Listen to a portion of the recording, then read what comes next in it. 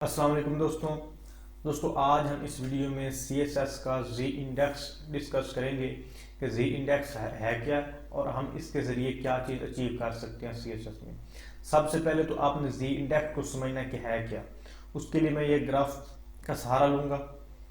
सबसे पहले तो जब भी कोई भी एक चीज़ है उसके तीन एंगल होते हैं या तीन उसके एक्सेस हम पढ़ते हैं, एक एक्स एक्सेस, दूसरा वाई एक्सेस और जो थर्ड वन होता है वो होता है एक्स एक्सिस।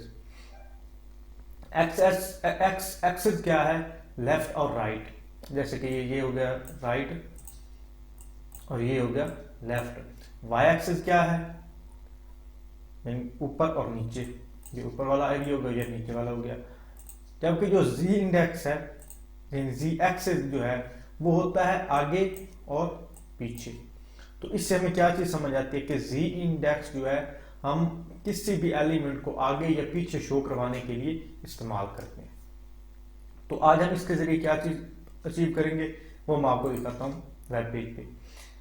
सबसे पहले तो हम ये तीन पेजेस जो है ना, ये तीन जो बॉक्सेस हैं ये बनाएंगे, रेड, ग्रीन और येलो।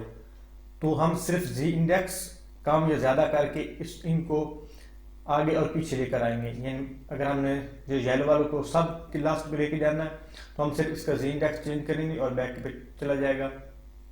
रेड वाले को ऊपर ले आना है तो इसका जी इंडेक्स चेंज करेंगे। तो सारा हम किस तरह से करेंगे वो मैं भी आपको प्रैक्टिकली दिखाता हूँ। उसके बाद हम ये एक बॉक्स बनाएंगे, इसे कार्ड भी कहते हैं, और जब हम इसके ऊपर होवर करेंगे ना तो हमारे पास ये टेक्स्ट भी शो हो रहा है और इसके बैकग्राउंड पे एक ओवरले भी बन रही है। तो ये सारा का सारा जी इंडेक्स के जरिए कंट्रोल हो रहा है। तो इसे हम किस तरह से अचीव कर सकते हैं, मैं इसका कोड ओपन करता हूँ। सिंपल, कोई इतनी ये रॉकेट साइंस नहीं है, सिंपल चीज़ें ही हैं। जो HTML पेज में सबसे पहले एक जो है पेरेंट डिव लेनी है आपने, उसको क्लास दे पेरेंट बॉक्स, उसके अंदर तीन डिव ली, सब एक को क्लास दी बॉक्स 1, दूसरी को बॉक्स 2 और तीसरी को बॉक्स 3। और इनके अंदर मैंने हेडिंग्स ली 1, 2, 3, जो इनके ऊपर ये टेक्स्ट शो हो रहा है 1, 2 और 3। फिर अब सारा का सारा CSS का कमाल है। सबसे पहले तो मैंने पेरेंट जो बॉक्स है इसे टारगेट किया, इसे सिलेक्ट किया और इसको एक स्पेसिफिक हाइट और विड्थ दी। हाइट इसको 300 पिक्सल और विड्थ इसको 300 पिक्सल दी। मार्जिन इसका ऑटो किया ताकि ये जो डिव है ये दरमियान में आ जाए। और पोजीशन इसको रिलेटिव दी, वो इसलिए कि इसके अंदर जितने भी चाइल्ड एलिमेंट्स हैं हम वो जब हम उनको स्टाइल करेंगे तो वो इसी हाइट और विड्थ के अंदर एडजस्ट होंगे। अगर आपको पोजीशन का नहीं पता कि पोजीशन किस तरह से काम करते हैं तो CSS की जो पोजीशन वाली वीडियो है वो आप देखें ताकि आपको CSS की जो पोजीशन है वो भी अंडरस्टैंड हो जाए कि वो किस तरह से काम करती हैं। उसके बाद मैंने पेरेंट बॉक्स के अंदर जितनी भी डिव हैं उन सब को लिया, सबको मैंने हाइट और विड्थ जो है वो बराबर की दे दी 250। पोजीशन मैंने उनको दे दी एब्सोल्यूट और टॉप और लेफ्ट से मैंने उन्हें कर दिया 0। ये सारे की सारी एक दूसरे के ऊपर नीचे आ गए। उसके बाद सिर्फ क्या किया कि पेरेंट बॉक्स और उसके अंदर जो पहली डिव है या मैंने नेस्टेड क्लास, नेस्टेड जो सिलेक्टर होते हैं ना CSS के वो मैं यूज़ कर रहा हूँ, मैंने क्लासों को टारगेट नहीं किया। तो उसके पेरेंट बॉक्स उसके अंदर जो पहली डिव है उसका बैकग्राउंड कलर रेड और जी इंडेक्स 1। जो दूसरा है उसको मैंने पेरेंट बॉक्स डिव दूसरी और उसका जो पैडिंग है वो मैंने कर दी 20 पिक्सल, बैकग्राउंड ग्रीन, जी इंडेक्स 2। जितना जी इंडेक्स ज़्यादा होगा तो उतना ही एलिमेंट ऊपर आएगा। मिसाल को 3 एलिमेंट है ना तो 3 में से जिसको ऊपर लेके आना है उसका जी इंडेक्स ज़्यादा कर दें और जिसको बैक पे लेके जाना है उसका जी इंडेक्स कम कर दें। मार्जिन उसको दिया टॉप और लेफ्ट 40-40 पिक्सल ताकि ये थोड़ा सा ऊपर से नीचे और लेफ्ट से थोड़ा सा इधर आ जाए ताकि हमको इनकी जो पोजीशन है वो भी यानी काम करती दिखाई दें। उसके बाद यानी येलो है उसको भी सेम उसके साथ स्टाइलिंग है, सिर्फ उसका जो मार्जिन टॉप और लेफ्ट है वो थोड़ा सा बढ़ा दिया है।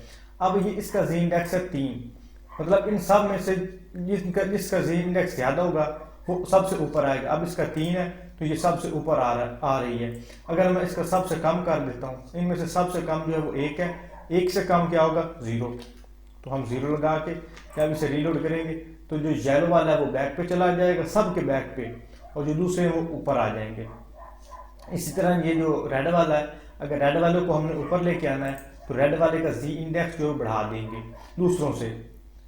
यहाँ पे ज़्यादा से ज़्यादा कितना है, 2 है, तो यहाँ मैं इसे मैं कर दूंगा 3। तो ये रेड वाला जो है ये सबसे ऊपर आ जाएगा। तो ये इस तरह से जी इंडेक्स जो है वो काम कर रहा है। आई होप आपको जी इंडेक्स जिन समझ आ गई होगी। अब इस प्रोजेक्ट को हम देखते हैं, इस प्रोजेक्ट को हमने किस तरह से किया। उसके लिए सिंपल मैं यहाँ पे गया, मैंने एक क्लास ली पेरेंट, उसके अंदर मैंने 2 डिव ली और एक को मैंने क्लास दी कंटेंट और दूसरे को मैंने दे दी इमेज। तो अब सिर्फ और सिर्फ बाकी सारा कमाल CSS का है। तो मैं CSS में आया, पेरेंट को मैंने विड्थ दी 280 पिक्सल, हाइट दी, पैडिंग दी, मार्जिन ऑटो किया ताकि सेंटर में आ जाए, ओवरफ्लो इसका हिडन किया ताकि इसके बाद जितनी भी चीज़ें होंगी, जितना भी कंटेंट होगा वो सारे का सारा हाइड हो जाए। पोजीशन इसको रिलेटिव दी, रिलेटिव इसलिए दी जब भी आपने किसी डिव के अंदर वाले एलिमेंट्स को पोजीशन एब्सोल्यूट देनी हो ना, तो उसका जो पेरेंट एलिमेंट होता है, पेरेंट डिव होती है, उससे आपने पोजीशन रिलेटिव देनी है। अगर पोजीशन रिलेटिव नहीं देंगे तो वो पूरी जो बॉडी होगी उसको एज अ पेरेंट लेगा और पूरी बॉडी में जो वो एलिमेंट्स होंगे वो फैलेंगे।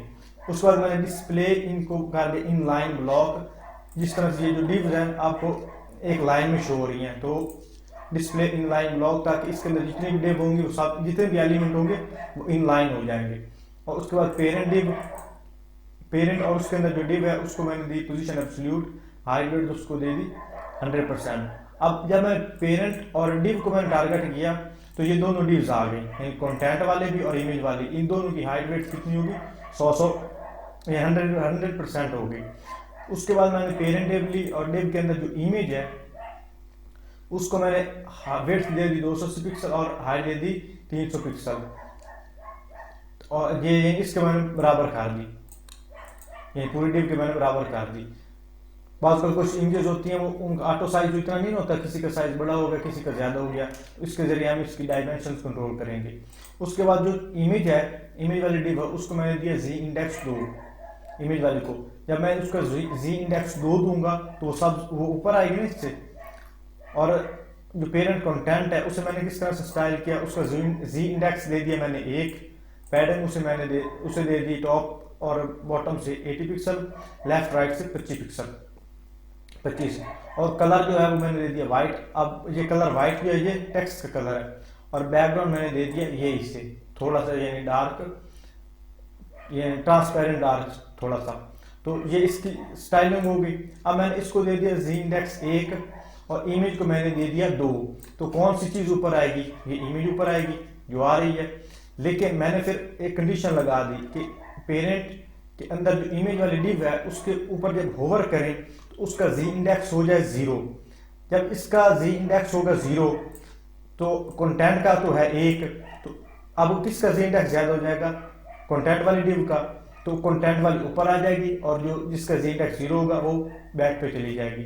जिस तरह से ये काम कर रहा है। अब मैं इसके ऊपर लेकर आया तो इसका जो जी इंडेक्स है वो 1 हो गया और जो इमेज थी उसका जी इंडेक्स हो गया यानी 0, तो वो बैक पे चलेगी और जो टेक्स्ट वाली डिव है वो ऊपर आ गई।